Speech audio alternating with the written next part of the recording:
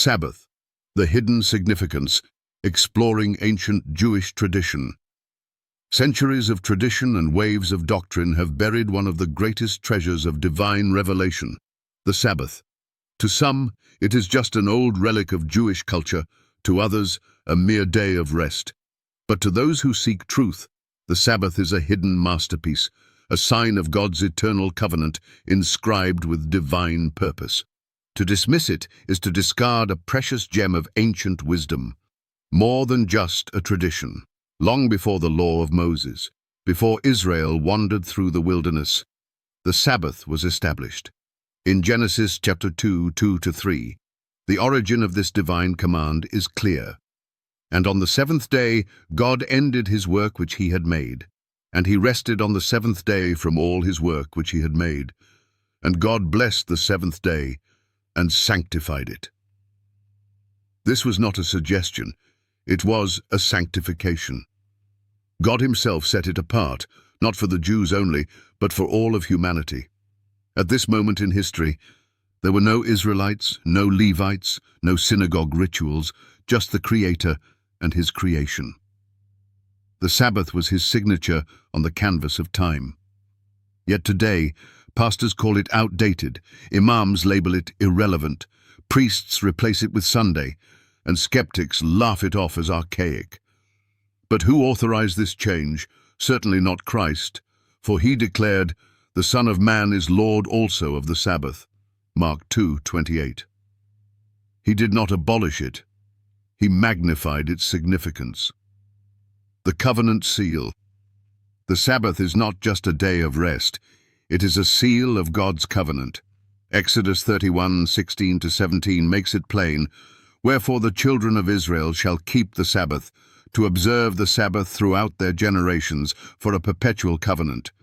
It is a sign between me and the children of Israel forever."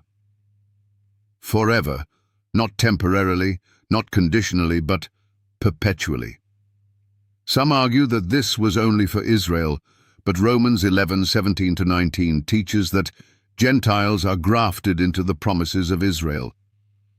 To reject the Sabbath is to reject the very covenant that identifies God's people. But tradition has done its work well. Constantine, in AD 321, decreed that Sunday would be the day of worship, aligning with pagan sun worship. By the time the Council of Laodicea concluded in AD 364, resting on the Sabbath was forbidden for Christians. Was this God's decree or man's manipulation?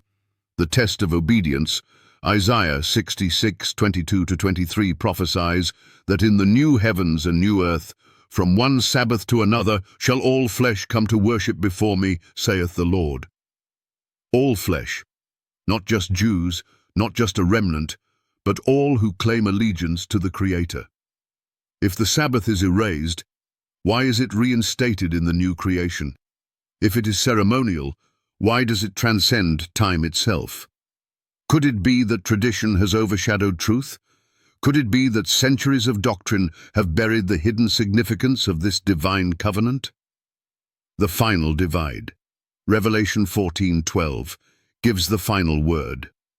Here is the patience of the saints.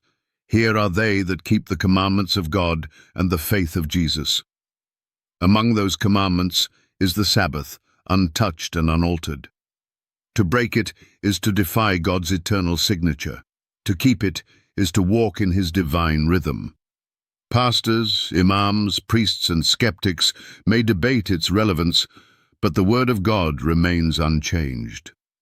The Sabbath is a hidden jewel, a divine signpost that points back to creation and forward to eternity. The question is not whether it still matters. The question is whether you will honor what God has sanctified or continue to walk in the traditions of men.